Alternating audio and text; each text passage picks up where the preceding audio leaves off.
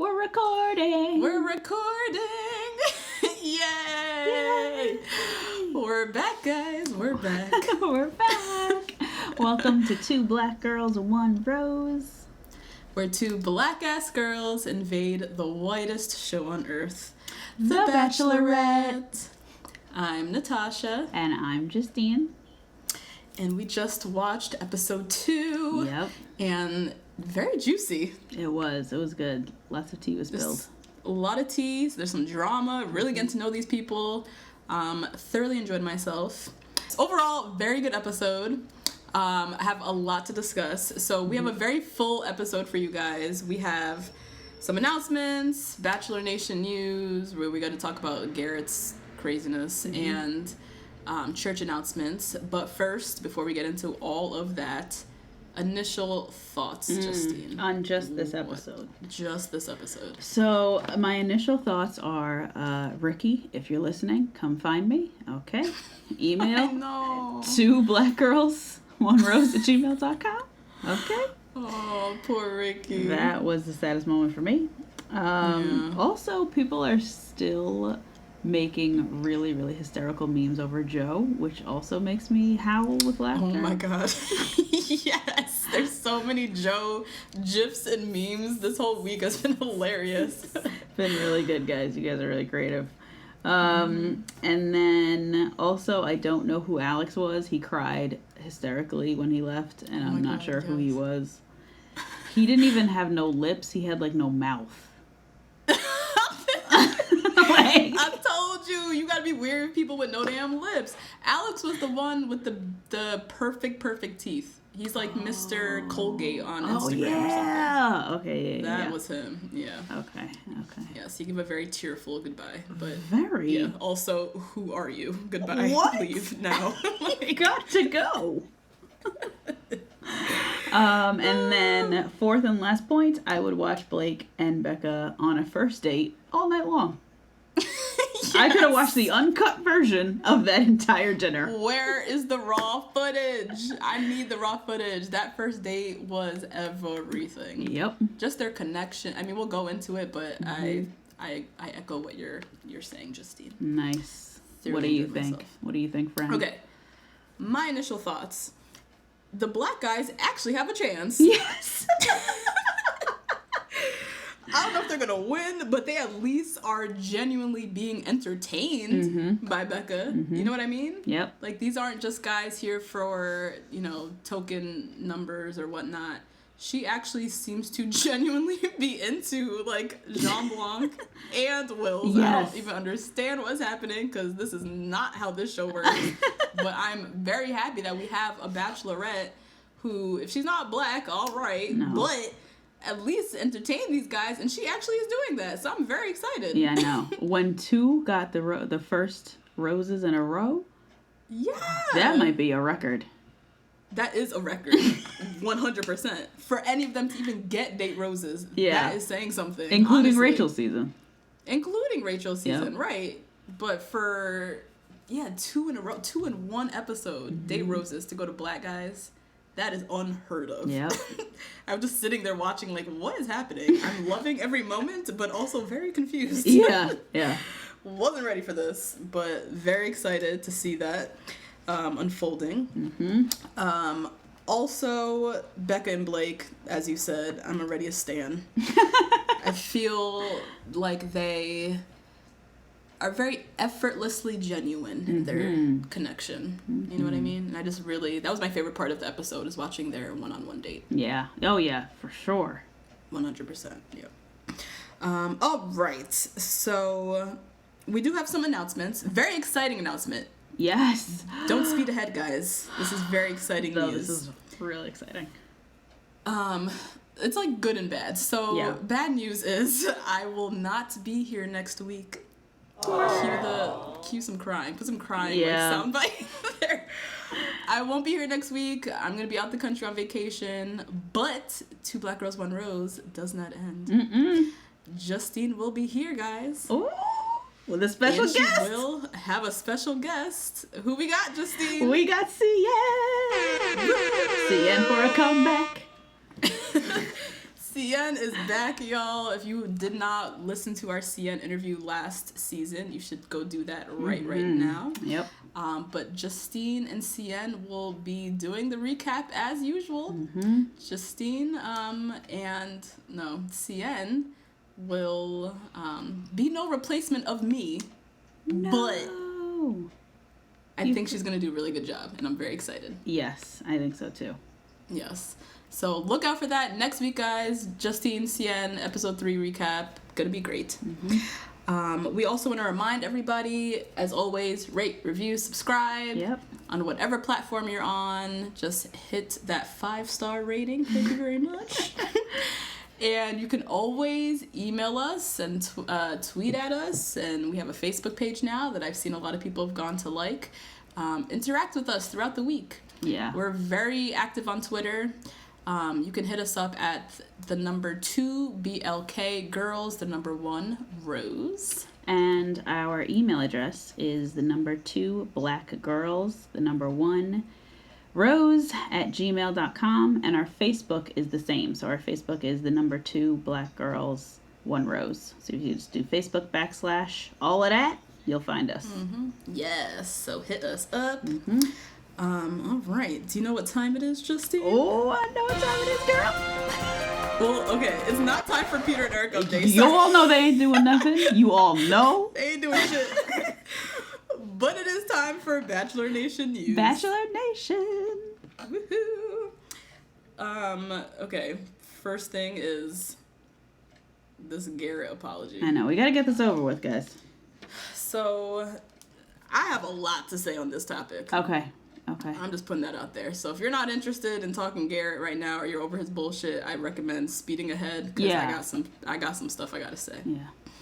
So as y'all know, Garrett, he's on the season. He had some very offensive likes on Instagram. He's following like these bigot ass accounts and was liking all these bigot ass pictures. So he got caught.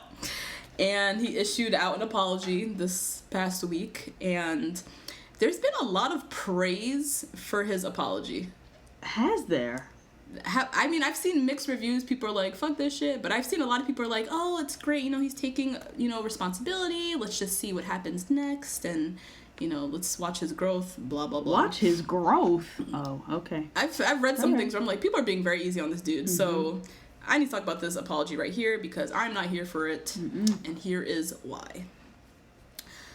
First things first, what a lot of people don't know is that when the scandal, this whole thing first hit, Garrett initially claimed that he was hacked. No. So that Instagram account, he deleted it and set up a new Instagram page. And on that new page, he posted like a throwback Thursday. And in the caption, he wrote, oh yeah, my old, Instagram was hacked. So I got this new page, blah, blah, blah, blah, blah. So that was his first reaction to the scandal, was to not take responsibility.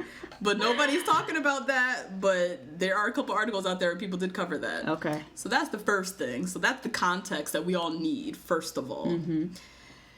Then, clearly someone told him, like, look, this shit is not looking good. You need to issue an apology. And first and foremost, you need to accept responsibility.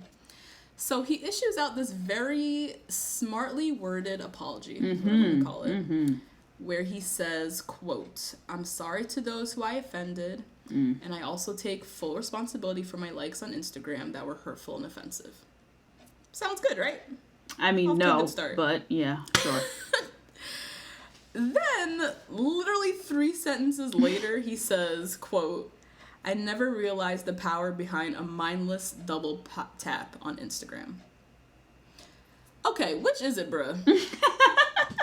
Because I'm already confused. Yeah. Do you take responsibility for the likes? Or are you saying that this was just a mindless thing and you have no idea how these likes appeared? Like, which is it? Is that why the likes are in quotation marks? Right. He was putting quotes around the likes as that. Because if you're calling this a mindless thing, like I was just mindly double tapping, you're pretty much negating any responsibility that you just took. Right. Like 3 sentences ago. Right. So already I'm just like, with this whole apology. Yeah. then 2 sentences after that, he says, my Instagram likes were not a true reflection of me and my morals. Again, do you take full responsibility of your Instagram likes on these conservative, bigot-leaning Instagram accounts that you chose to follow? You chose this dude. Or were these, again, like some mindless likes that have nothing to do with your morals? Like, which one is it? He's like playing both edge. Like he's doing what he's told to do, which is accept responsibility and, you know, yada, yada, yada. But I feel like the other sentences are like where he really stands. Right, yes. Where he feels like this is not a big deal. These were just my likes. They were mindless. I don't even think about it. This doesn't reflect me, blah, blah, blah, blah. Like, which one is it? And he's also playing this whole, like, you can't judge people on their Instagram likes. Yes, you can! Oh, you absolutely can. You absolutely can. We're not going to do this. Mm-mm. So, like, for instance, I follow, and not even just me, everyone follows accounts on Instagram that reflects your interests, right? Mm-hmm. Case in point, I follow Pete Souza, former photographer for Obama, because I personally just love looking at Obama pictures. And I personally love Pete Souza. He has the shadiest, like, anti-Trump captions. Fantastic sense of humor. I love it. So, like, I could follow Pete because I like photography, or... That sounds so ridiculous. That sounds so ridiculous, just saying that out loud. You know what I mean? Yeah. Like, I could follow him because I like photography, or, you know, I follow him because I'm a leftist Obama fanatic. Like, come on. Also, Pete only puts up pretty much photographs. If these were pictures, only pictures, and you didn't read the caption, even then I would say, okay, maybe he's just dumb and just doesn't read the captions. That's a thing. No, sir. Right. You were double tapping on pictures with words. With words. So you stopped to read that big ass caption. Yep. And we're like, yep, that reflects my beliefs. Yep. So get out of here with all of that.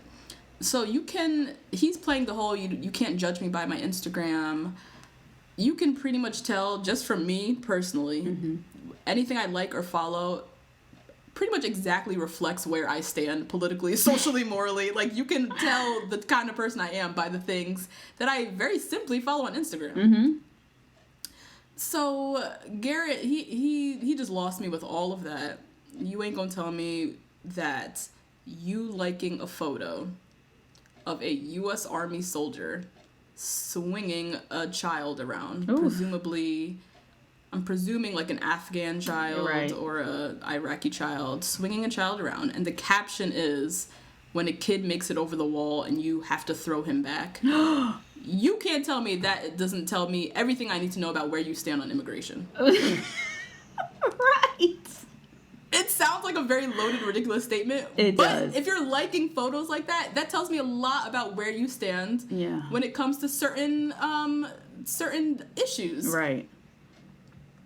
And I don't think it's a stretch. No, because I would report that. If that ever showed up on my feed, I would report it. Report that right away, because it's offensive on just multiple grounds. Yeah. First of all, the picture doesn't even reflect an immigrant. Right. And it's a U.S. Army soldier who is overseas somewhere. So the whole thing, just the whole context of the photo is just wrong and ignorant. And you liking that, to me, tells me a lot about where you stand morally and politically. So, fuck all that. Further out in his apology, he says, quote, I'm open-minded and non-judgmental. Oh. I will always be more informed and aware of what I'm liking and supporting, not just on Instagram, but in life. That last part. Oh, God. Like, oh, God. First of all, conservatives are the exact opposite of what anybody would call open-minded and non-judgmental. Hello? I'm sorry. Y'all got issues with immigrants. Yep. Y'all got issues with gay people. Y'all got issues with trans people. Y'all got issues with black people. Y'all got issues with women. Brown people. People who want to peacefully protest. y'all gonna turn that into it's against the flag and it's anti-American. Like, y'all got issues with everyone. There's no way that anyone would not call conservatives open-minded. I'm sorry. No way. Yeah. It's a no. Secondly, this quote made me think about, I think somebody tagged us on Twitter and wrote, when people show you who they are, believe them the first time. Because Garrett, this whole bullshit of, like, I'm taking the steps to grow and I'm trying to become more informed or educated, like, just stop. You believe what you believe, and that's fine. Right. I still think you're a Republican asshole, but that doesn't negate the fact that you still can't have your beliefs and you're allowed to believe what you want to believe. Right. Yeah. And you should stand up in that. And exactly, because I don't believe for 1 second that this scandal has now has you reevaluating your political beliefs and your morals, and suddenly you're not going to watch Fox News anymore and you're going to become more informed and, like, get up. Like, no. No. Same way living in a house with 7 black guys didn't change your mind. Right. Because I'm sure it didn't. Because you issued this apology after you got caught. After you got caught, exactly. So just, you believe what you believe, stand by your beliefs. I would have more respect in an apology. These are the apology that I wish these big ass racists, whenever they have to issue these goddamn things, which is every other damn day, an apology that I can respect and stand by is if Garrett was like, I take full responsibility for my likes. I apologize to those I offended. I self-identify as someone who is politically conservative and I stand by my beliefs, but I do recognize how my social media might have been offensive. That's it. That I'll take. Thank you. That I will take. I don't need this whack-ass lies of you are becoming more informed and you're working to become a better person. All these damn adjectives of you being open-minded and not judgmental and all this bullshit. Just own your shit. Through and through. Don't just own the little bit of you liking things on Instagram. Own your beliefs through and through and through. Apologize for liking offensive shit, but own where you stand. That I can accept. I hate these half-ass, whack-ass, lying-ass apologies that these people issue out, because it's not true. So that's all I had to say there. Wow. Okay. With Garrett. I do have more thoughts, though. Not necessarily on Garrett, but on Becca. On Becca? Okay, let me get to Garrett first, real quick. Okay, go ahead. Sorry. So, real quick shout out to Lauren, a very consistent emailer of ours, who was the first one to email us this Garrett apology in 4 separate screenshots. So thank you, Lauren. So what bothered me about Garrett's statement was you could tell that he wasn't being accountable if you just looked at it. Because first of all, it was way too long. Second of all, he kept putting quotations around the likes and demeaning what he was apologizing for, which is what happens when you make someone apologize. They're not actually sorry. So he kept, while he was taking responsibility for it, he was also demeaning the amount of responsibility he needed to take because he didn't think it was that big of a deal, and trying to convince us in this very gaslighty type of language that it's fine and what are you talking about? He was like downplaying the likes. Like, it's just likes, it's mindless, like really kept downplaying it. Right. Which, fuck out of here with that. And I said this, I think, like maybe 2 weeks ago or 1 week ago, that a lot of what he said, or a lot of what he liked, was not just political. It was stuff that you should really be minding your business about. If boys are wearing makeup, you should mind your business. That has nothing to do with politics. So, for you to kind of spin it in this like oh, it's just my opinion, or it's just, that's not it. That's not it. That is hatred that you have for other people, which again, you should stand up in. Listen, you should stand up in that, okay? Listen, you in the majority. You in the majority. You a white man. What's gonna happen to you? It's fine. So that's what really bothered me about Garrett's statement, was just the lack of accountability and also that kind of gaslighting language. It's just threaded through our media, and it really, really irks me. So Garrett, that's it. That's all you get from me, buddy. Okay. So now Becca also this past week issued her statement on, this whole Garrett scandal. Let's remind people that Becca presumably voted for Hillary Clinton. She was photographed at a Trump rally, it looked like, giving the middle finger. She has photographs at the Women's March. I saw a video that she did on, I want to say like Insider, or like one of those, like Entertainment Tonight, one of those things, where they play the game of this and that, and she flat out called herself political. Like she's into this world. So anyways, she came out this week, she did an interview with Entertainment Tonight and said that she wants people to have an open mind and to watch her love story unfold. And then she said, quote, "I can't fault on anyone for what they believe, and who's to say that anyone is truly what they believe in if they just double tap. I can't speak to that because that's just not me. I am a strong woman and do believe in certain things, but again, that's what's so great about our country. Everyone is entitled to their own opinions." A very, like, PC, political correct kind of statement, which, to be fair, the season just started. She can't really give any clear stance on Garrett. True. Because as much as we want her to bark, like, fuck this shit, this nigga ain't shit, she can't, because the show is on and, she can't really reveal too much. Her response obviously wasn't very satisfying for most of us. Hearing her response, it made me almost feel like she, and this is all reaching, because I don't know nothing about nothing, but I could see Becca, when they approach her for, like, what kind of guys are you open to? Like, who do you want us to cast? I could very well see her saying, like, I'm open to all guys, all backgrounds. Like, I prefer someone liberal, but I'm open. You know what I mean? Yes. I totally can see that happening. And personally, and I said this on the podcast before, that, like, for me as a black woman in this here country, I don't have time to educate nobody.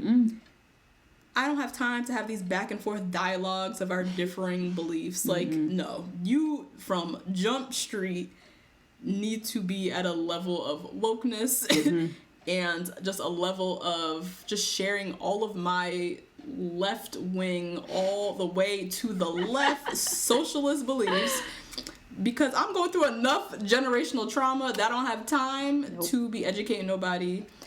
Sure, I believe that people are entitled to their own opinions. Republicans believe whatever the fuck they want to believe. I just don't have time for it. Becca, this here statement and just my thoughts just made me feel like she has the luxury and privilege to be like, well, we can agree to disagree. Yes. Yep. I don't have that luxury. No. I'm sorry. No. I don't. Nope. So that's all. That's what I was feeling when I was, like, hearing her response, and I'm like, you know what? Okay. Okay, girl. So I have a lot of feelings about Becca's numerous responses, because I read that one that you just said, and then I watched another one that she did, where she said, well, with any guy I'm dating, it's a conversation. A conversation. Yeah, I remember reading that. A singular conversation. For me, that is a deal breaker. Yes. You are gone. Yeah. Oh, that's a good point. This ain't a conversation. That I almost wanted to hear her say that. Yes, that's what was missing from her. This is a deal breaker for me. Right. Yeah.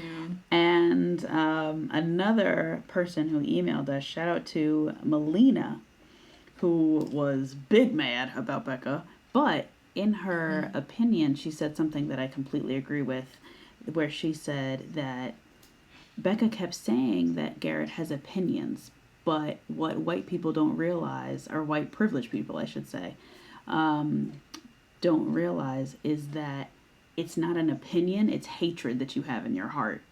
Yes. Yes. And that is something that you need to work on. This is not, maybe even immigration, but like all of this stuff is just rooted in hate and just a lack of self-worth in this country, and just a lack of culture in this country. And that is what you need to work on, not your opinions being open-minded. Like, that's not it. That's a really, really good point. Yeah, this is not opinion-based. This is not about you being open-minded. This is, you have these beliefs because you have some hatred in your heart for some people that are represented in these photos or in these bigot.com meme foolishness that you be liking. And like, that's deep-rooted. Right, and who are different from you. What if you and Becca want to adopt? What if you and Becca have, if he wins and they get married and they have kids, let's say. What if you and Becca have a lesbian daughter? What is going to happen? Those are all conversations she needs to have. She's not exempt because she's white. These are things that are gonna come up anyway. Very true. Very, very true. That's all I got to say. Because I think,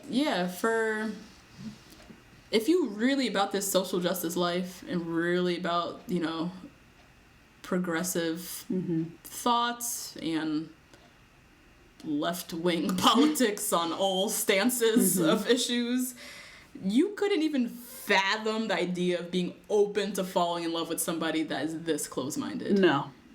Never. Like, at all. So, I don't know. We'll see how this love story unfolds. How it unfolds is really going to shape my opinions on Becca, actually. I like Becca right now, but if she don't do what I want her to do, we gonna have issues. So my theory now on ABC and why the fuck these Garrett characters keep popping up on the show. I think it's despicable that ABC just keeps giving platforms to bigots. First with Lee, now with this loser. Yet, for some reason, they find space in the cast for these guys. Yeah. But they still can't cast an Asian man. They still can't cast a woman who's more than a size 2. But yet, for some reason, they still find space to just wedge in one of these fucking bigots. Like, that shit just really is getting to me. And they do this shit on purpose. Because look at all the press that the show has been getting. Right. Yeah. It's negative press. It's not the best, but it's press nonetheless. Right. Right. So none of this is by accident.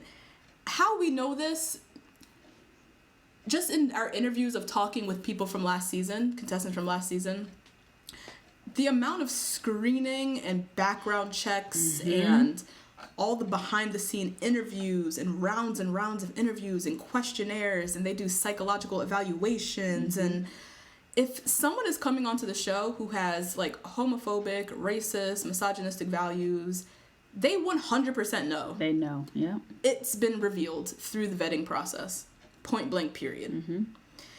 And so one of the ABC execs, Robert Mills, shout out, he follows us on Twitter. Hey Robbie. Hey Bobby. So homeboy came forward and said, again, like he said with Lee, or like whoever said with Lee, we didn't know, we scrub social media, but it's hard to track someone's likes. It can't be that hard if some random on the internet figured it out. It can't be. It can't be that hard. No. Y'all know this shit. Even if you couldn't scrub his social media, through the rounds of interviews and the rounds of questionnaires and the rounds of psych tests, you 100% know where morally these guys stand. Yep. And so, I don't know, that just really pisses me off. I see there's a lot of press talking, deservedly about Garrett and him being a piece of shit. But I want to see an article calling out ABC and when are media companies held responsible for the platforms that they provide and for which people that they provide it for? Right, because I feel like Becca got a lot of press for having short hair. Like, I feel like getting press is really not that difficult. It's not this hard. Like, right. to where you have to cast a bigot on the show. Right. Like, y'all really have to do it's not this the difficult. most like this? I don't... It's an easy... To me, I don't know.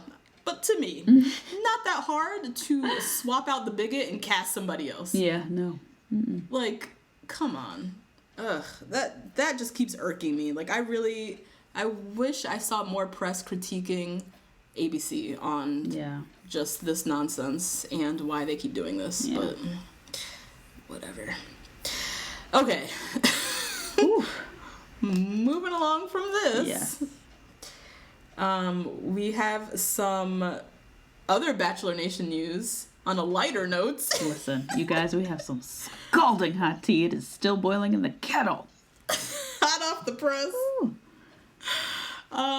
We got a shout out to Molly on Twitter. Yep. Who is currently, like literally right now as we record this podcast, at Jean Blanc's cologne release. Fragrance release party. Yep. She just sent us a picture and some video of Jean Blanc out here, you know, peddling cologne. Working the room. In a Gap Kids button up. Oh no, just out here. You know, we gotta support Black-owned businesses. We got to. You knew sooner or later everybody on the show is gonna come with their merch of some sort. Mm-hmm. Jean Blanc is out here early. He knows it is hard out here for a black guy. Yes, true. So he's out here shucking and jiving for his cologne fragrance company. I don't know. We don't know much about it yet. But yeah, that was some good tea that just came in. Molly. Thank you, Molly. Thank you, Molly. Doing Lord's work out here. Oh, Lord. All right. Do we have some church announcements? We sure do. Some emails? So we have 2 more emails to go through. We had 2 really nice emails. One from Eve. Shout out to Eve. She went on and ranted about Becca and Garrett and that kind of stuff, but also reminded us that Becca is a publicist, which I forgot about. Context. Keep that context. Oh, shit. Yep. So she could spin the whole thing if she wanted to. So shout out to Eve. Which it ain't working on me or Natasha. The hell no. And then shout out to Laura and George who emailed us tonight right after the episode aired from Omaha. Whew. So good luck to you, George. My goodness. And they just said they listen to us every week and they're really fun. So thank you, Laura and George, for listening. Yay. And those are all the church announcements. All right. Thanks to everybody for emailing. Mm-hmm. Let's jump into this recap now. Yes, let's do it. Let's do it. All right. So we open up. Becca is bike riding around Venice, California. Mm-hmm. She's all excited. She's ready for her first dates as the Bachelorette. Meanwhile, the guys are at the house. They're running around, all excited. You know, a lot of excitement in the air.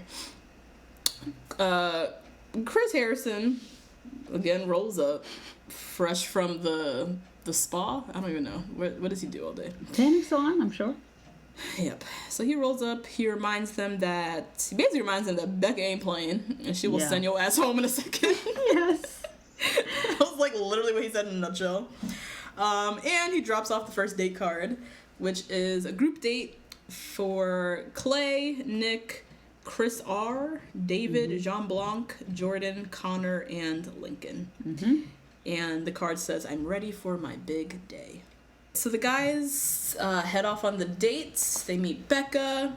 She reminds them that her very first date with Ari, where she got some pampering. Mm-hmm. She had the epic date where she got like hundreds of thousands of dollars worth of gear. Yeah.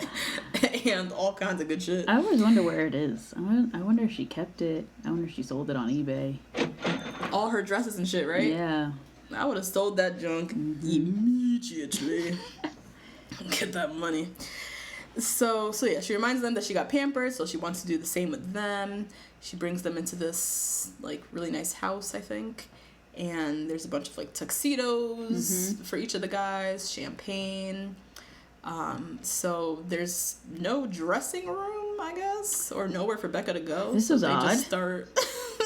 The guys just have to start, stripping down and change in front of her. Oh my gosh. Becca was very feeling awkward. Yeah. I personally would have been eyes wide open. I'm scanning every inch of everybody's abs. I'm looking down at the balls real quick. Don't feel awkward, girl. We don't get this, locker room moments too much. We don't. We sure do not. And there's bikini dates within the first 2 weeks of every Bachelor. Every damn season, they see the girls in bikinis within 0.5 seconds. So relish in this, Becca. Yep. Relish.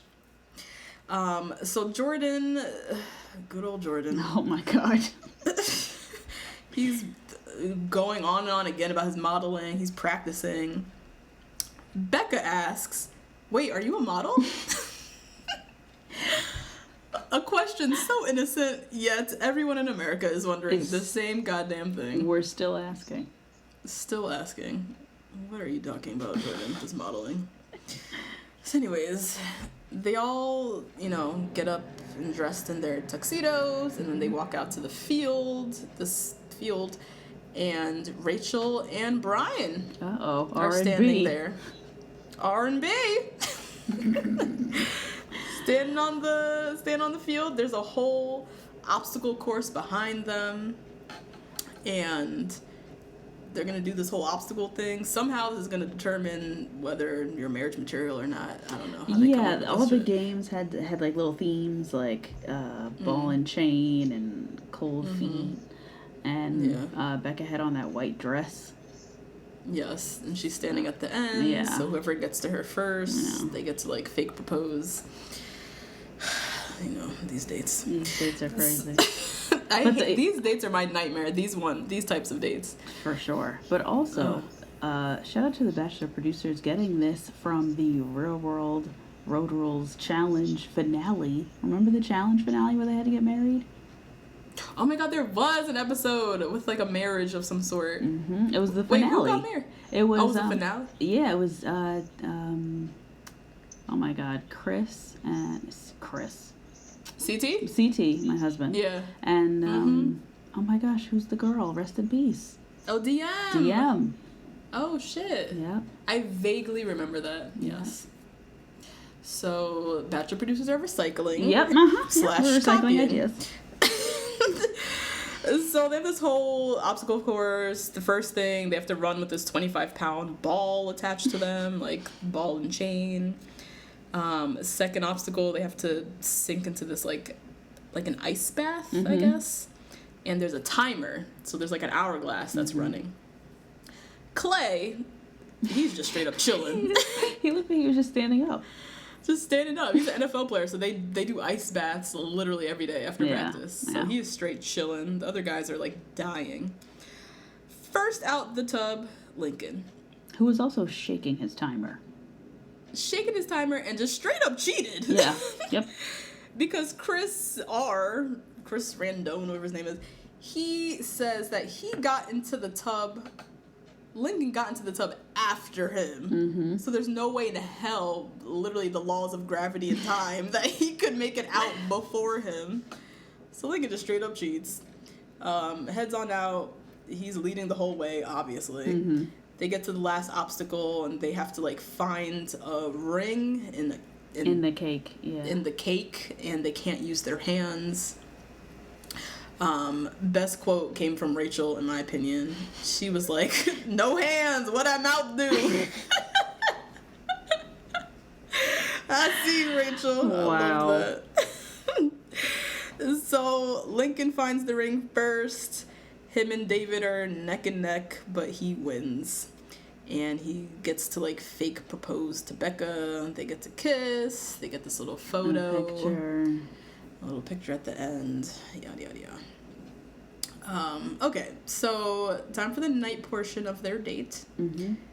Becca looks ravishing. Oh my God, she looks so good. So good. You know we love a jumpsuit at Two Black Girls, One We Rose. love a jumpsuit. We do not see enough jumpsuits in life. What's her face? Tia whipped out that jumpsuit last season. Yep. Ooh, killed. That was one of the best looks of the season. Mm-hmm.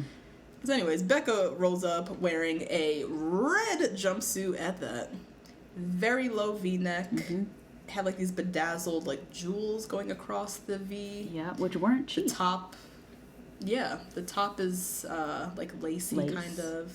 She had the bright red matte lip to match. Mm-hmm. Like the whole style was bomb. And straight hair, which I like straight hair, Becca. Very sleek. Yeah, it was like pin straight. Yes, very sleek. So Lincoln steals her first. Of course. And as he's stealing her, he's like making jabs at the guys, like, I'm gonna take my wife. Just keeps rubbing it in. He just can't not rub it in. Can't help himself. Can't help himself. The guys are pissed, obviously. They can't stand Lincoln. They basically are calling him extra. He talks a lot. He's just always doing the most, which I kind of agree at this point. Absolutely. 100%. Lincoln needs to just shut up. All the boasting in their face, like, we get it, it's like competitive, blah blah blah, but like, enough. You're just literally being too much. So Becca and Lincoln, they have their one-on-one time, they're kikiing. I missed a lot of what he said because he talks so fast. I know, me too. Okay, it wasn't just me. No. Anybody else out there hard to understand? It wasn't even really the accent. He just spoke very fast, and so I just like missed most of what he was saying. Something about her making him a better person or some shit. Yeah, it like went very far, very quick. And Yeah, I was like, wait, what are you talking about? Yeah. Went from the date to like, now I'm a better man because of you. Like, I was like, because wait, of this what? picture of us together covered in mud and cake. Right. So I feel like I missed too much in between here that I don't even know where we at anymore. But yeah, so Becca brings him a printed photo of the two of them at the altar, and he's all, this is great, blah, blah, blah. It's framed, it's all pretty. They share a kiss, their first kiss. Now, this kiss to me, it looked like one of those kisses where you and the person are just like not on the same timing. Yep. Okay, Yep. You know what I'm talking about. It was very hard for me to watch. Yes, like his lips are moving a little bit faster than she wanted her lips to move, and then she starts to move a little bit faster than his lips slowed down. Like This is symbolic. This is symbolic, Lincoln. Oh boy, Lincoln. I'm sure your relationship with probably a lot of people. You're just moving too fast, my friend. Moving fast. Yeah, that kiss was not the best. And then Lincoln, just being extra, he says, quote, kissing Becca is like flying on the wings of a Pegasus while dancing with unicorns under a pot of gold. That was my horrible British accent. Just what? There's a lot. You are doing the absolute most. The absolutes. I had to laugh because it was just so outlandish. The wings of a Pegasus, my dude. A Pegasus? Pegasus is like the horse with the wings, right? Yes. That's why I was like, it's is like a that step the reference up of he's a making? unicorn. Yes. Like, extra. This is why they're calling you extra, Lincoln. Jesus Christ. So anyways, he goes back to the guys. He has this framed photo. He puts it down on the table, and just, the guys are just hating him, hating life, hating this photo, just hating all of it. Meanwhile, back at the house, first one-on-one date card comes, and it's going to Blake. Oh my God, Love Blake. I was jumping for joy. I love Blake. God, I love him. Blake, he looks like one of the Manning brothers. Like Peyton Manning, Eli Manning, Blake Manning. He looks Throw him in the mix. Didn't he? I got a good look at him. I was like, he looks just like a straight up brother from one of those NFL guys. Not to look it up, and I was like, oh yeah, the Mannings. Yes. But like way better looking because Peyton Manning looks like a piece of toast. Yeah. And Eli, not a looker. Not at all. But he had that same like vibe. Just like throw him in there. So he gets the first one-on-one date card.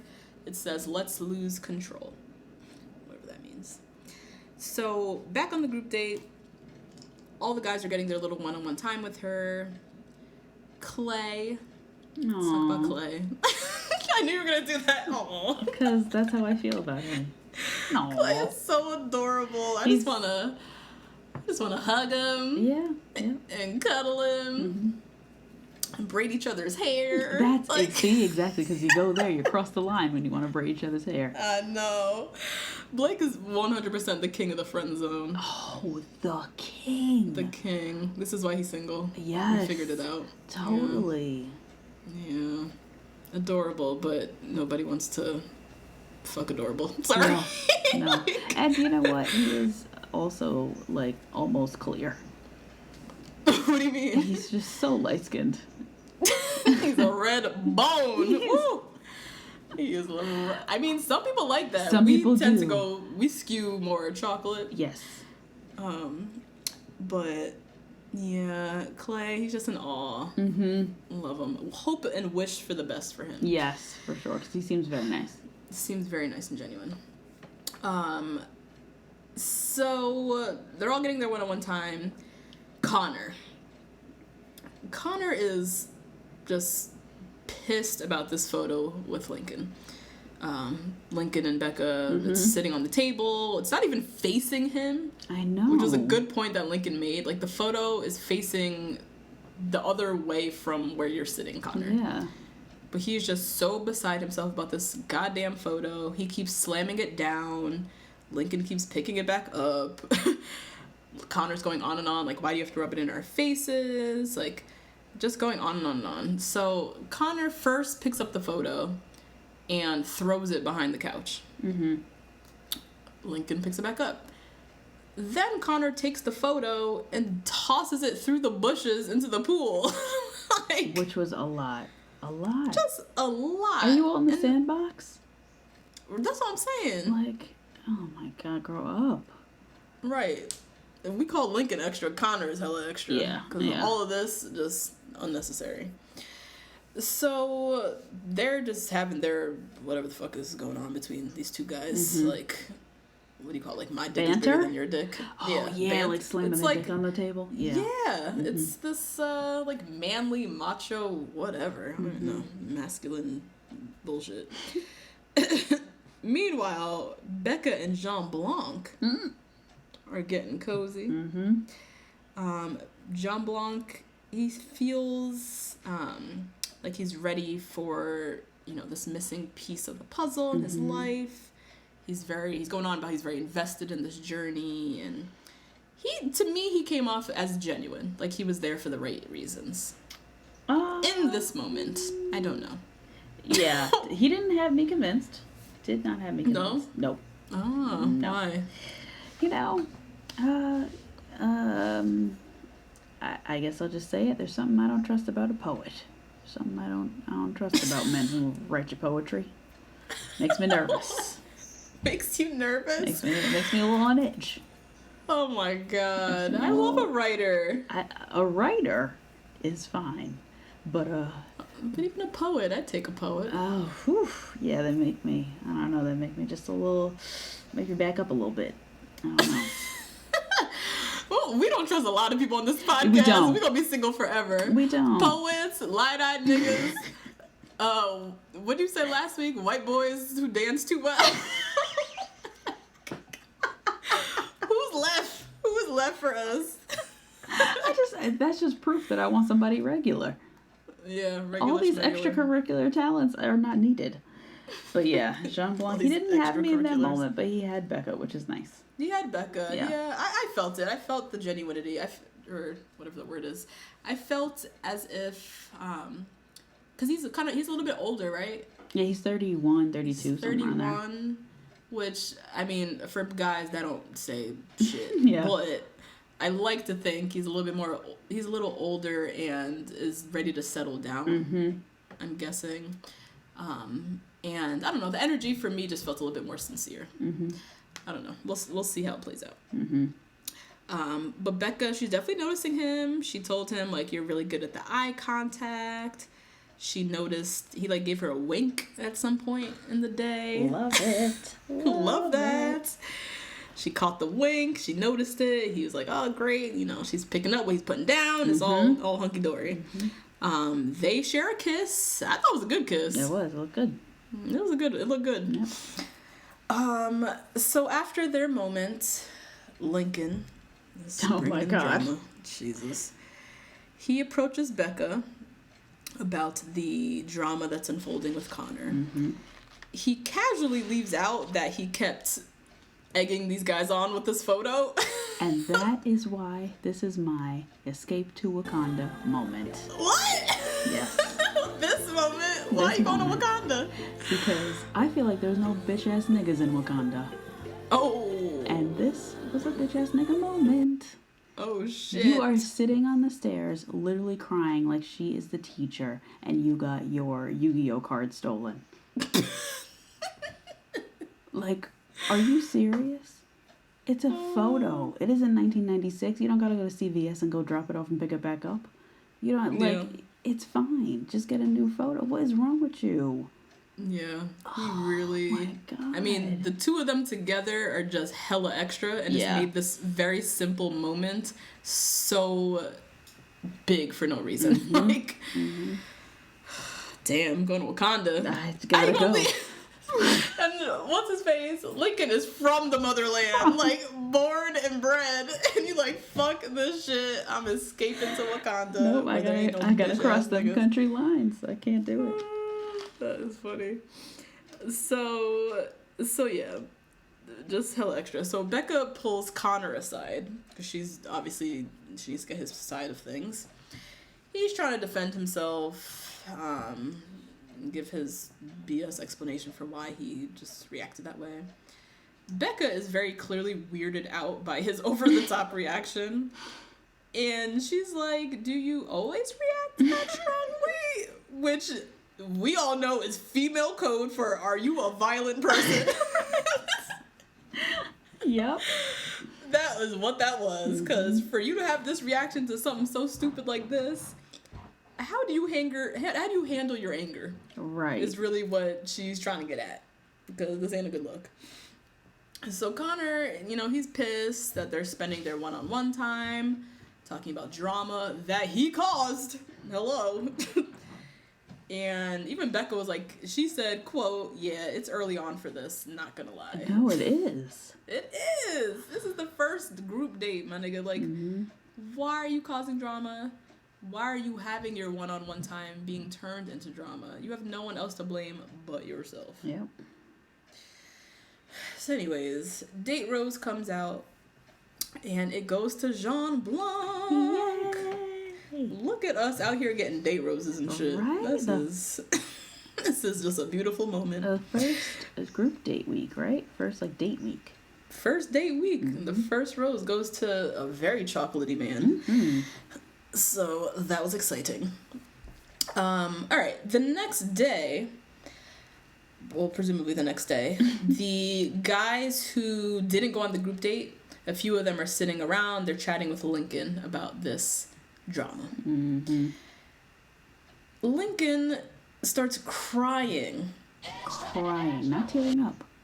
Crying. So, and Lincoln in this moment got my nigga you ain't shit award for the week.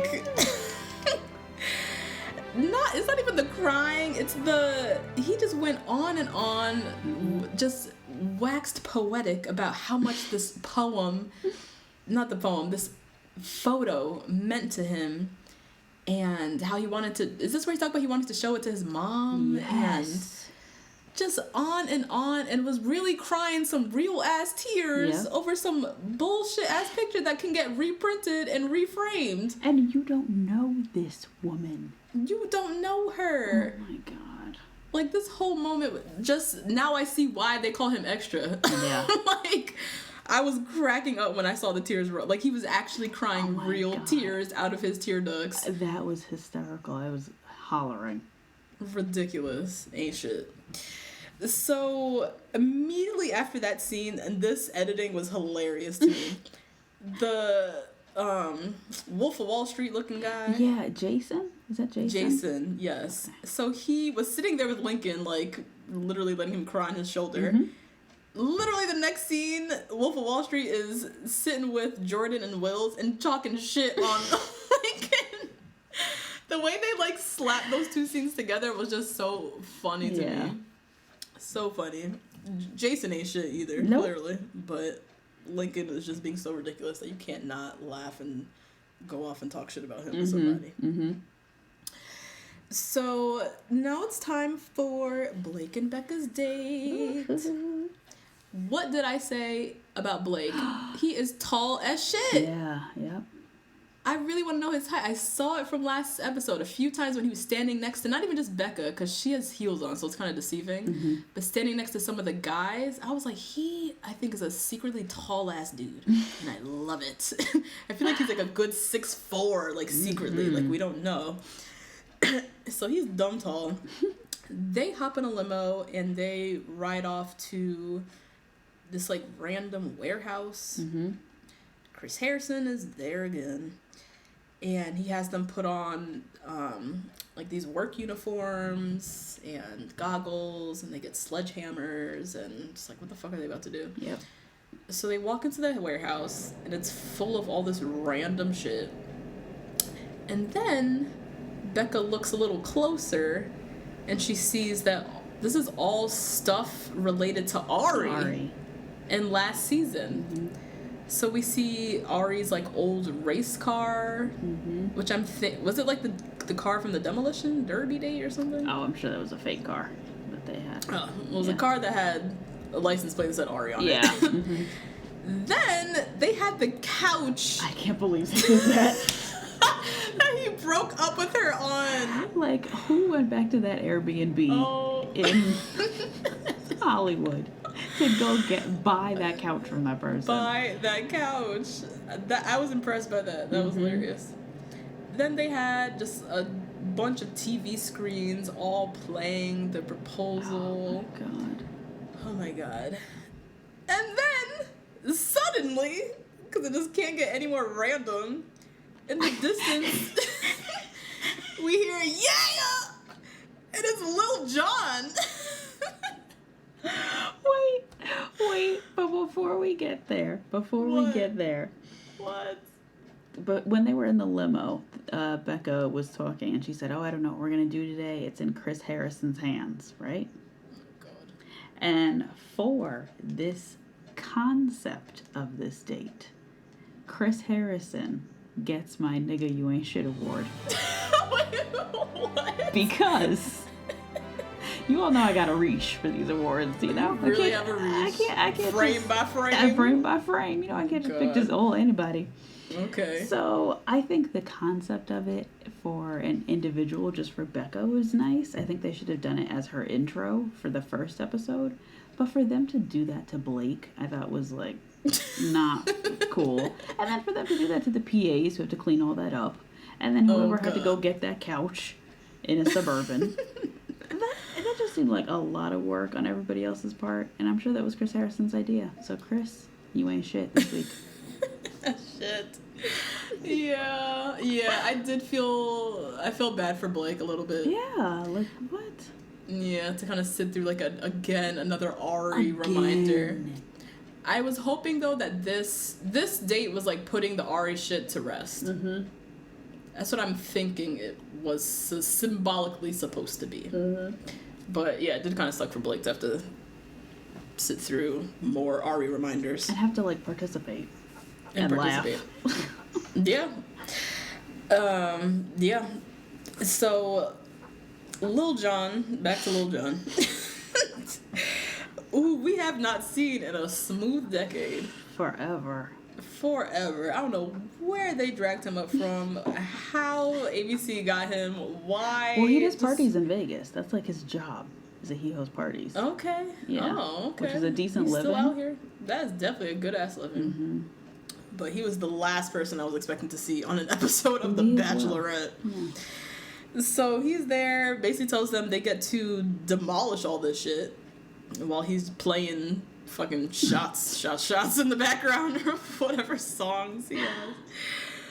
This to me was like hands down one of the best dates ever. I know personally we would like it to not be related to Ari in what, any fashion. But the fact that you get to just break a bunch of shit. Yeah, that's fun. Not even just break, just like demolish shit in this warehouse. That to me is so, just watching them do it was so fulfilling and cathartic. And I can only imagine for Becca how all of that felt, because I was getting my life watching her do it. Exactly. Another reason why I think this was also a really good date for Becca, again, of course, we don't want to see her getting reminded of Ari all the damn time. But when Ari broke up with her, we have to remember, she had cameras in her face. So she couldn't really react in the way that I'm sure she wanted to react. You know what I mean? She couldn't really act out. Even if she wanted to choke him, which we all wanted to do in that moment, she had to keep it together. Yeah. And Ari essentially robbed her of the opportunity for her to fucking whoop his ass. Yeah, really go off. Yeah. Really go off because she had a camera in her face. So I'm glad she got to redeem herself and get all her anger and whatever she needs to get out her system out onto, these symbolic artifacts, I guess. So we don't really see much of Blake and Becca talking or anything during the daytime, but they do go for dinner. And this is where the date was just like everything. Perfect. For me. I loved it. So Becca reminds Blake that she had the first one-on-one date with Ari. Yeah. And she was very surprised by her feelings for Ari and how fast they, developed. Blake, because he can always relate to something Becca says, I just love it. Blake can relate. So he tells the story about his last relationship, how he fell really hard, and they fell fast. They told each other that they loved each other after 2 months. That is so fast. Really damn fast. Whew. And he said that he didn't really say how long they stayed together, but basically he walked us through their breakup, which was really devastating. Basically, one day he was over her homegirl's place. She was in the bathroom, and her phone was going off, and he looked at the text messages coming through, and it was from her friends asking if she had broken up with him yet. Now listen here. Could you imagine rolling over in the person's bed while they're in the bathroom and looking at the group text, knowing that you're being clowned? Yeah. Oh. Yeah. Awful. That is heartbreaking. Right after you said I love you? Oh. Right after. Because that couldn't have been long after. It couldn't have been. Yeah, he didn't go. I wish they went into how long they were together. I wanted to know the timeline of this relationship. To know everything. I needed every morsel of details on Blake's love life. So yeah, we don't really know the timeline on it. Either way, he said he was blindsided. So clearly things were going well, presumably. And homegirl's kikiing to her friends, plotting this breakup with poor Blake. So he said from that experience, he really learned that he is capable of loving that much. And he's not afraid to be vulnerable. And he knows even more now exactly what he's looking for in this next relationship. Becca pretty much went through the exact same thing with Ari. Yeah. Where she fell really hard and fast for someone. And then he blindsided her with a breakup. Right, yeah. And now she, like Blake, she's restarting. She knows from experience with Ari that she's capable of loving someone a lot. She's obviously not afraid to be vulnerable because she's literally here 3 days later filming this fucking show. And hopefully, we can only hope, because we don't know who she's choosing in the end, we hopefully know that she knows better what she wants and what's a good match for her. Yeah. I think Blake and Becca are very well suited. Oh, yeah, definitely. Definitely. Because they're both so willing to jump in together holding hands. Right off the cliff. Yes. Which is really rare. Yeah. I don't know. You don't meet a whole lot of guys like that. No. And, because of both of their last relationships, they both clearly don't have time to waste. Right. And so I feel like they obviously relate because of their past relationships really easily, and so that it's what's helping them form a very natural, genuine bond. I think, at least that's what it's appearing to be. Yeah, definitely. It just feels very like natural. Yeah. And appears very genuine on both of their parts. And hopefully that whatever that is can be rooted in what they actually want versus having in common what they don't want in another person. Yeah. So, date rose comes. Blake obviously gets the rose. Becca is obviously very smitten by him. I think she also they're having like those like kindred spirit moments. Like he says something, she's like, "Oh my god, me too," and she says something, he's like, "Oh my god, I know how you feel." Like, and not even in a fake way. They both very genuinely went through very similar experiences, and are now this is their next relationship. Like immediately after they're restarting together. So I think it's very sweet. So they leave hand in hand, and then she pulls him in for a kiss. She did this all episode. Yeah, she was doing a lot of kissing. But she grabbed Blake, she leaned herself up on that wall and got to kiss him. Oh, it was cute. So next group date is up. We have Garrett. Yeah. Ricky. Yay. John. Ryan. Alex. Chris, gorgeous Chris. Oh, yeah. Trent, Leo, Wills, and Colton. And the date card says, "Love comes at you hard and fast." 2 people not on the date card or have not received a date is Mike, the other dude with long hair. Yeah. It's like, there's Leo, the one that we all know and love, and then there's the other one. The other one. The other one. Him and Wolf of Wall Street, Jason. Ew. Not on the date card. Yeah. So all the guys go on the group date. They board a school bus and they arrive at a school, and they arrive in a school gym, and there are 3 kids just ready to play dodgeball, and these 3 little precocious. I love these little kids. I know, they're so precocious ass kids are basically like their dodgeball coaches and are gonna like whip them into shape, all that jazz. Okay, can we talk about some of the guys real quick? Because the guys on this group date were the lookers. This is the stunner date. Yes. It was like the other one was the personality date, and then this one was like... Ooh, let's bring out the good stuff. So, my boo, Colton. Looking gorgeous. His smile. Ooh, I love his smile. And he's a very nice tan. You notice that? I don't even look at him because I think he's your husband. So I'd look at him and I'm like, this is Natasha's husband. Girl code. So don't be looking at my man. Yeah. Like, ew. No, I would never. So I have to relay how he looks every episode. He was looking gorgeous. That's all I can say. Great smile, nice even tan. Which we're not used to seeing. Ari, we had a whole season of Ari. Oh my with God, and his jaundice, all kind of crazy foundation pigmentation issues. So it is very refreshing to see a white man with a nice even tan. Thank you, Colton. Chris, lie down nigga Chris. Oh, he is beautiful. He is so beautiful. It makes no sense. God.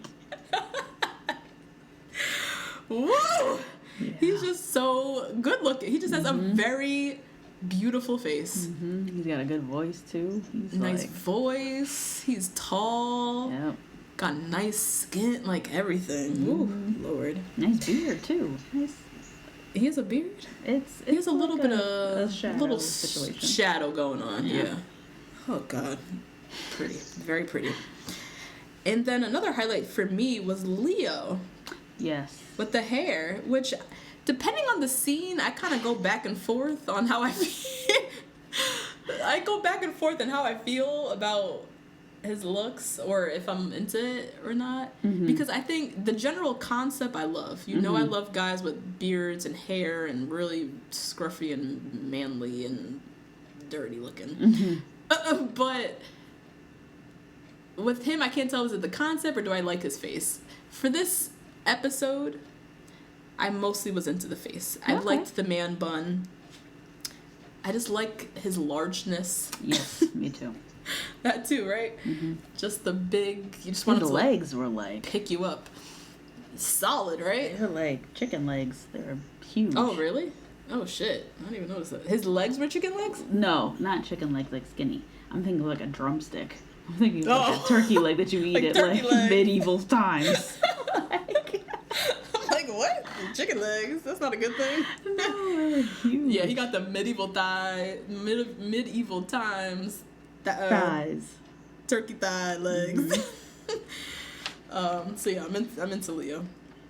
So anyways, they practice, they run their drills, and then we learn that they're going to play the ultimate Bachelor Dodgeball Championship. And it's a mouthful. They head off to like one of those like big trampoline courts, which I'm dying to go to one of these things. Can we please go to see? Let's go. This like trampoline city. I don't even know what it's like. The walls are trampoline, the floor is trampoline, the ceiling. It looks so fun. And they have those pits where you jump in and it's like pits. Yeah. Yeah. You jump off the trampoline. This looks like so fun. So anyway, so they're on this big trampoline court. There's a bunch of screaming fans. Chris Harrison is there with Fred Willard. Yo, I didn't know his name, but it's that old dude that was in a lot of movies. Wind him up. I'm convinced he's in a closet and he's like battery operated. Who? Chris Harrison? No, Fred. What's his name? Oh. He is so old. Yeah, he's real old. Oh, He's been around for a minute. He's been old through all them 90s movies that we watched. That nigga was old. Like, he's that guy, like, you don't know his name, but you can't name a single movie he was in. Nope. But you know him. Mm-hmm. You know him from all your childhood movies. He was there. Oh old as shit. God. Now he's really old. Mm-hmm. So they're there as the commentators. We got Team Hot Pink versus Team Neon Green. Team Hot Pink just sucks. Yeah, they do. They all get out within seconds and leave Leo standing there, last man standing, like fucking looking like Thor, just killing people. Legit.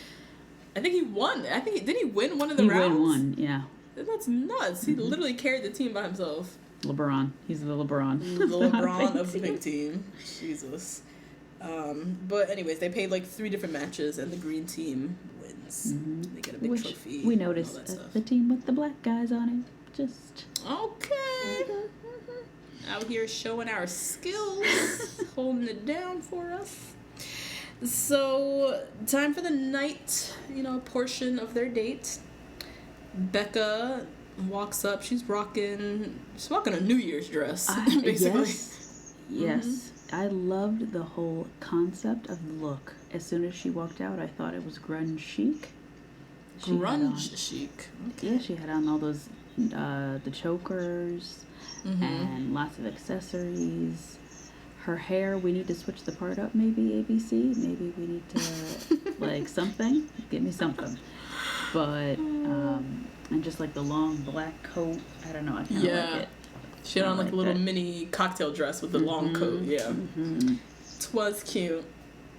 So she first steals. I'm gonna call him Garrett Kushner from now on. Wow. I'm just gonna rock with that. I like it. So she steals Garrett Kushner first. He's, happy to get any time with her.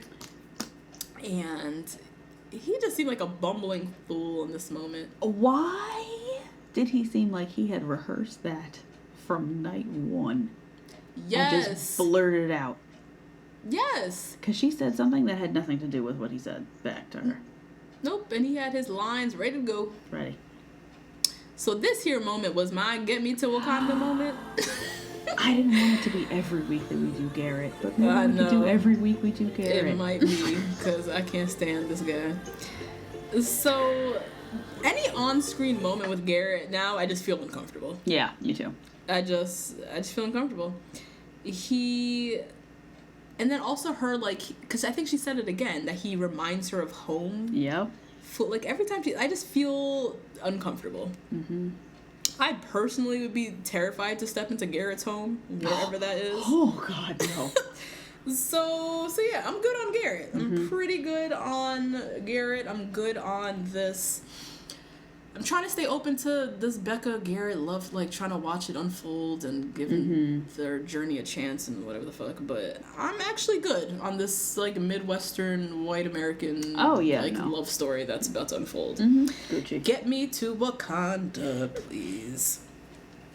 So, anyways, back right after Garrett, actually, because if you ask, you shall receive. Wills.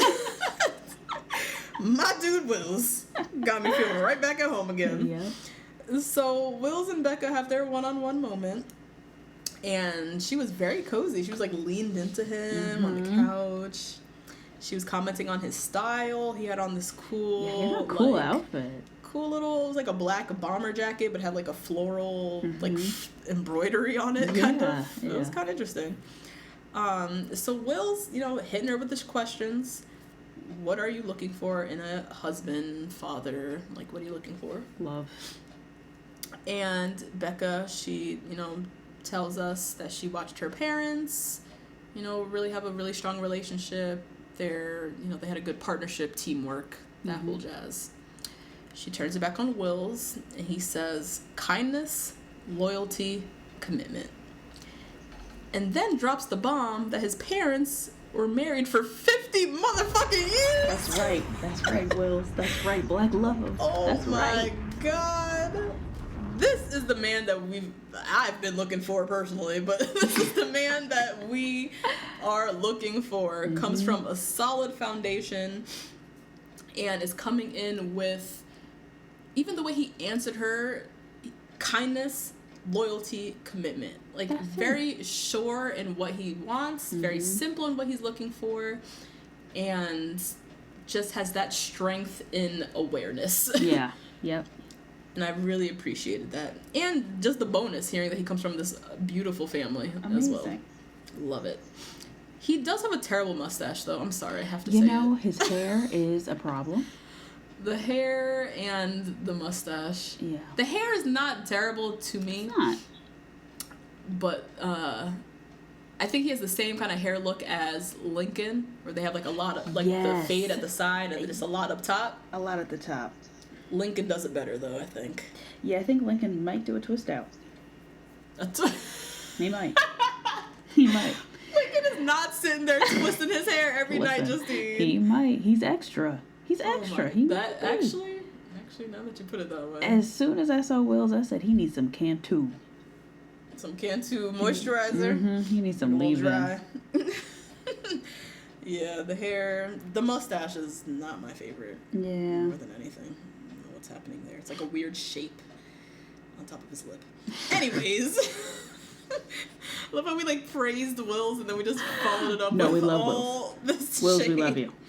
We love Wills. Him and Becca had a very cute kiss. She seems very into him. Yeah. Like, very genuinely into him. And I like these two together. I like it, yeah. So far, I'm digging it. Meanwhile, my baby daddy, Colton. Oh, yes. Is going through it. He has a secret to reveal to Becca. So he pulls Becca aside. They have a little one-on-one moment. And he reveals that in January, he had a relationship with Tia. Dun, dun, dun. So he says, quote, "We had a weekend together, and we had a good time, but for me, the timing wasn't right to grow a spark into a flame." And then he goes on and says, "With you, we will have the time to grow this into something, and I didn't have that time with Tia."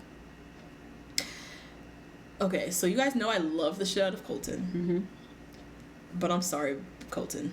You and Becca do not have that much time. Yeah, no, you don't. You don't have that much more time than you probably would have had with Tia. So, what? Okay, so I had to go online real quick and I had to look up some tea and, like, what is this story? Oh, you looked it up? Okay. Yeah, which I kind of... I try not to read too much because spoilers are fucking everywhere. But I did, a couple weeks ago, read something very brief about Tia and Colton potentially. But I didn't know when or where this was coming up or if it was going to come up. So anyways, the tea is that during Ari's season, Colton would live tweet the show, and he showed a lot of Twitter love for Tia, like over the course of the season. Just little emojis and little hearts and love Tia, I'm a big fan of Tia, blah, blah, blah. Somebody, we don't know who, one of them slid into the other person's DMs. Oh. And then, remember, Tia is best friends with Raven. Yes, and Raven was... Woo. Raven and Adam are in a relationship, and they were on a podcast, a Bachelor podcast, back in April, where she revealed that Tia was talking to one of Becca's future cast members. Okay. She didn't say who, but the interwebs got to work. Yeah. Reality Steve is out here, and it was quickly revealed that it was Colton. Now, Reality Steve is saying that he allegedly ghosted her. We will see. Actually, you know what? That sounds about right. If they had a weekend together and he said I couldn't turn a spark into a flame, that sounds like he ghosted her. Oh, God. No. That sounds right. Don't say that. Yeah. I hate ghosters, and I need Colton's children. I can't be impregnated by a ghoster. I fucking hate those people. So yeah, that is the word on the street. I stopped reading because I was afraid that spoilers were just gonna pop up everywhere. So anyways, Becca, obviously, after hearing Colton, was not a fan of this. She was just kind of like caught off guard. She's like, I don't know how to feel. It honestly makes me feel a little sick. Yeah. And she said it's a lot to take in. Which, yeah, that's a big deal. Agreed. Actually, Colton, the fuck? Yeah. Like, what? So, we'll go into that further on. Date Rose comes out, and Becca gives it to Wills. Two black guys. Two roses. Two black guys, Our two men roses. have a chance. This right here was my Becca UI moment. I am very happy to see that she's actually giving these men a fair shot. Which is not even that she's giving a fair shot. She clearly, just unlike the other bachelorettes, are open to dating interracially. Actually open, right. Actually open to it. Yeah. But we do have to remember, Becca did say that her celebrity crush was Michael Strahan. Yep. So we already went in watching very closely to see if that was a true celebrity crush or some nonsense, but it appears that she might be into the swirl. Love it. Loving it. Okay, so now it's time for the cocktail party. Becca she's going in a little doubtful because she's had some drama this week. She Lots of had drama Lincoln. Yeah. Colton brings up this mess. So she don't even know how she's feeling. She's feeling some type of way going into this cocktail party. So she shows up into the house with this, like, blue... I'm saying it's like a blue Jessica Rabbit dress. Yeah, but... I wasn't a fan. I wasn't a fan either, Becca. I'm so sorry. You know, she does all that aerial yoga, and so her body is very long. And so a halter makes her look even longer and disproportionate. Oh, jeez. Like, I feel like she needs something to, like, lift the boobs. I feel like her boobs look very low. Looking low, yeah. And she's too thin for them to be looking low. Yeah, that didn't sound right.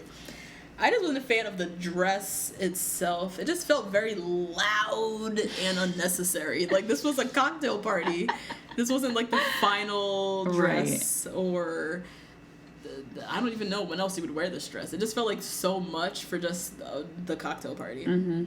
So I wasn't a personal fan. But, I mean, she looked great to me. I didn't see the whole elongated body thing, whatever. It's just her chest. To me, her chest. Oh, like, the the chest difference area. between her neck and her boob is, like, very long. Oh, God. Okay. Just like, oh, my God. Someone get her some tape and, like, shove her boobs up. Missing that double stick tape. Yeah. So she shows up for the cocktail party. First one-on-one time goes to Clay. Oh, Clay. Precious Clay. He takes her out to the front and he teaches her like a touchdown dance. Yeah. It was cute, I guess. It was a cute idea. Clay has Very some good cute ideas. Yes. He does have some good ideas with the one-on-one time that he gets. Just the execution. Yeah. Is little murky there. Yeah. They did share a kiss though, so that was nice. Connor gets his one-on-one time. And so Connor previously was on my last nerves. This, to me, he kind of redeemed himself a little bit. Me too. I thought it was a very good idea. Yeah. So he gave her a framed photograph of him from the date and was saying how, like, that was the old him, that, was, acting out and whatnot. And then he gives her the photo and tells her to, throw it in the pool. He's a changed man. And it was cute. It was a really cute idea, actually. Yeah. I liked it. He redeemed himself in my eyes. Meanwhile, Jordan the model. Oh my god. Allegedly, supposedly. He decides that he needs a way to stand out, I guess. And decides to strip down to his underwear. Kept his shoes on. Which, very bizarre choice there. Kept on the shoes, and he decides to go interrupt Becca while she's chatting with David. Oh, wait. But yes. While he's derobing, he said, I just want to attract her with my personality. Oh, jeez. So you strip naked, my guy? That's what you do to attract somebody to your personality? That tells me you have no personality. Right. You tells me you have to do things over the top to get somebody to notice you because you can't have a good conversation. Oof. Lord have mercy. So Jordan strolls up in his undies and dress shoes to David and Becca, steals Becca away. They go have a sit down and he's like, I just want to show my fun side. Then he starts talking about how he wants kids and it's all kind of nonsense. Like, you just can't take any of it seriously. No. Not at all. Also, I don't need to body shame anybody, but he needs to hit the gym. No. I'm sorry. You cannot be out here, literally every other word is talking about how you're a model, I'm a supermodel, model, and your body look like that. Mm-hmm. It look a little soft. You know what? He has a lot of chest hair as well. Did he? He had a lot. He had like a rug. He was like a carpet. Oh, God, really? Mm-hmm. Yeah, it was a lot. It's not as much as like Neve from Catfish, but it was like a lot. Yeah. If you're going to be out here shucking against, if you're going to be out here... Against Lincoln. Right. Like, you saw His Lincoln. body was tore up. And all these other guys in the house with amazing bodies, and you are the quote-unquote model. I'm going to need you to hit the machines at the gym, please. So David naturally is questioning if Jordan is here for the right reasons. No shit, Sherlock. This dude is like a walking gimmick. Yeah. He obviously is here for who the fuck knows. So David decides to call out Jordan, and his whole confrontation was whack. The way he went about it, I was like, David, you just whack. He's calling him out, saying that, like, showing up to the cocktail party in his briefs is disrespectful. And then goes on and on and on. Nobody gives a shit. The guys that are sitting there in the room look bored as this confrontation was unfolding. I wish there was a video component to this so that we could put in Will's reactions. Did you see Will's during this? He looked so uninterested. Oh my god. And also, the Wolf of Wall Street guy, he was just sitting there, like, sipping on his bourbon, like, this whole thing is whack. Like, they were both dying for their cell phones, just, like, scroll through Instagram, because they were just done. Right, because even this confrontation was not entertaining. Right. Oh my god. Jordan, I'll admit, I do laugh sometimes when Jordan speaks. He does crack some funny little jokes here and there. Like little quips, yeah. Little quips, yeah. I'd rather him stay around than David, to be honest. At least Jordan, gives some entertainment value. David, I could not pick him out of a crowd. Yeah, I can't like read him either. Can't read him. There's nothing distinct about him. Generic white man number 3. But that's why he dressed up as a chicken. Exactly, because he knew. So anyways, their little fight was boring. So Colton and Becca need to have another chat. Oh, jeez. Because their last chat ended pretty terribly.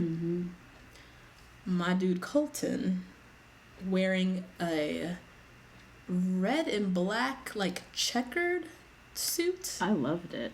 I loved it. Yeah, I loved it. It was very, to me, I wrote down NFL chic. Oh, yeah. Like, you know how the players, when they're off the field, how they get all dressed up and they come out with, like, the baddest looking suits and cool little outfits, a little stylish. Sometimes it, like, toes the line of, like, what the fuck you got on. Yes. But he whipped out his suit. This plaid suit that only a big-ass dude like him can carry off. You know what I mean? I loved it. So anyways, Colton and Becca sit down for a chat. He says that he was really struggling to, best articulate himself the night before. He didn't want to downplay what he had with Tia. So he had to tell, but he did have to tell her the truth. And he says, I'm here because I want to get to know you. Relationships are built on honesty and trust, and you'll never have to doubt with me. So, don't play my husband. Sorry. Don't play my husband. Sorry.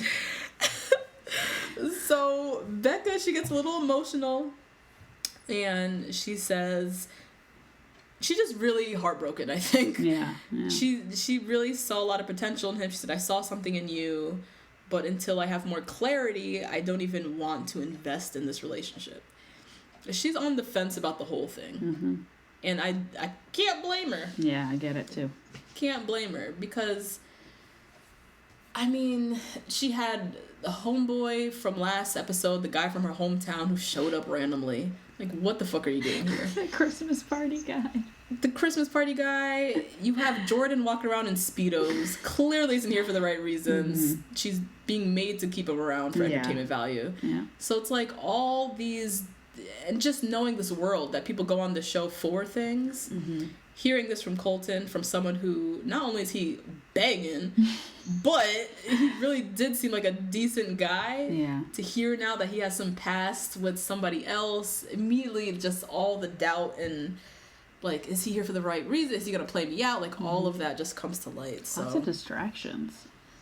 A lot of distractions. Yeah. Really, it's like, I just want people who want to find love. What That's are all y'all doing here with this nonsense? Like, the fuck is all of this? Can we just get to the love finding? Like, shit. Oh my god. So yeah. That was the Colton mess. As much as I love him, I can't blame Becca for how she's feeling. Yeah, for sure. So time for the rose ceremony. First rose goes to Gospel Chris. Oh, yes. And next rose went to Jason. I've been calling him Wolf of Wall Street because I literally did not know his name until that moment. Even though you reminded me earlier, but whatever. Wolf of Wall Street, Jason gets the next rose. Roses, roses, roses. Final rose goes to Colton. Yay. Who, when he walked down to get that rose, oh my god, he looks so fine. Wow. He is just so fine. Like, I'm sorry. Any moment with him, I'm like taking notes on my phone, but I have to like stop and pause and like listen to everything he says and watch him so vigorously because he's just fine. He's making me feel like I need to date an athlete or someone tall. Yeah. Or someone with just a body on them. I need to stop with these short 5'8" dad bods. Yeah, I gotta get with somebody who's strapping, has a nice athletic build. That's okay, girl. We'll get to some Giants games. We'll get you one. Oh God, but that's the thing. I don't want an actual player. I just want someone with the build. I'm most attracted to his looks and his build. I don't want an actual player because I can't. So, we have to say goodbye, sadly, to your boo thing. This broke my heart. Ricky had to go. Yeah, we didn't get to see anything of him, so I don't have anything to say. I don't know. Sad to see him go. Wish I saw a little bit more of him. He's very good looking. Better be out here with that same energy that you have for Joe. Making memes. Right. Mm-hmm. They're not going to, but we would love them to. Mm-hmm. But yeah, had to say goodbye to Ricky. And also going home was Trent. And Trent was the other alleged supposed model. He was somewhere in the episode, and I was like, Trent, who the hell is that? Who is that? Who actually is that? And why are you also claiming to be a model? Because Jordan's getting all the shine, but we can't forget Trent also said in his bio that he was a model, and he for damn sure don't look like nobody's model. Oh my god. And then we also had to say goodbye to Alex with the teeth, Colgate, who he almost made me want to cry. Shit, that shit was so emotional. It was. They just filmed him crying and staring off at a producer in the distance, and he's not really saying anything, and it just looked very heartbreaking. Yeah. It was really emotional. But you gotta go. Yeah. Later. No. And that was the episode. That was it. We did get a preview of next week, which a lot is going down next week. Oh my god. So we have a marching band, and they're on a football field. Looks like they're having some type of football themed date. Clay is on that date, so he better show out. Yeah. It looks like Gospel Chris gets a one-on-one. Yes, it does. A one-on-one with a local singer. With a local singer. Oh god. We're gonna whip that out. They scraped off Instagram.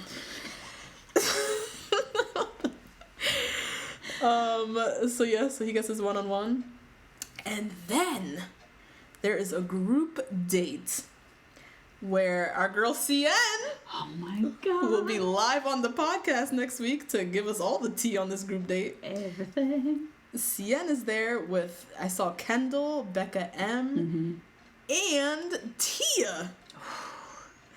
So naturally, Colton is on the date. Obviously, Colton is on the date. And so we're going to see a face-to-face with Tia and Colton, and we're going to get to the bottom of this here relationship. Was it a weekend of fun?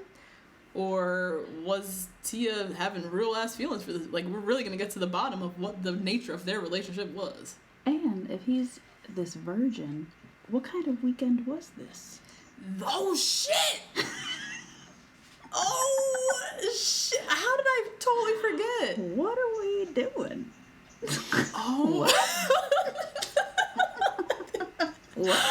I totally forgot about that. So when he first described his weekend with Becca in my head, or with Tia in my head, I was like, oh damn, they just like had a weekend, like smashed each other, and that was it. There was no smashing because he is a virgin. Yeah. So what was this weekend of fun?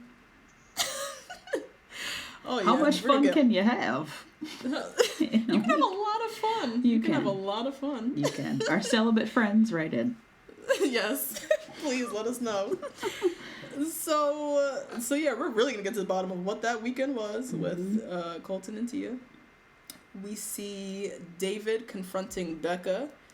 Apparently Jordan's been talking too much shit off camera, talking about his Tinder and all his Tinder matches. And so David's gonna take that and run straight to Becca and let her know. And then this was a lot already. And then at the end of the episode, we see somebody getting carried out on a stretcher. With some really embarrassing undergarments. Really? Really embarrassing underwear on. Oh, God. What was he wearing? Like, it looked like they were like white boxers, but they looked like they were like SpongeBob and Patrick patterned on them or something. Like, oh, God, just a terrible pattern. So whoever that is getting carried on the stretcher. Whoever that is. That could be a PA. We don't know. That's true. I was trying real hard to look at the face, but I couldn't make it out. Mm-hmm. And then they showed a quick glimpse of all the guys on the balcony looking down. I was like trying to count who was there. Like, it was too fast. It was too fast. I couldn't move fast enough.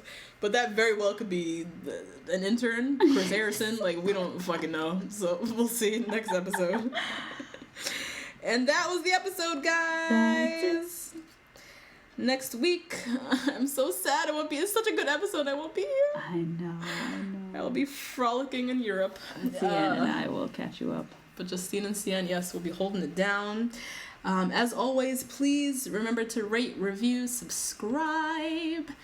Hit us up on Twitter. We are live on Twitter, truly live. I'm at work just tweeting all day because I don't want to do work.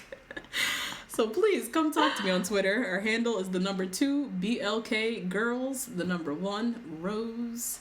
And our emails, which I personally love for my commute. I save them. So anyone who writes the long emails, we appreciate it.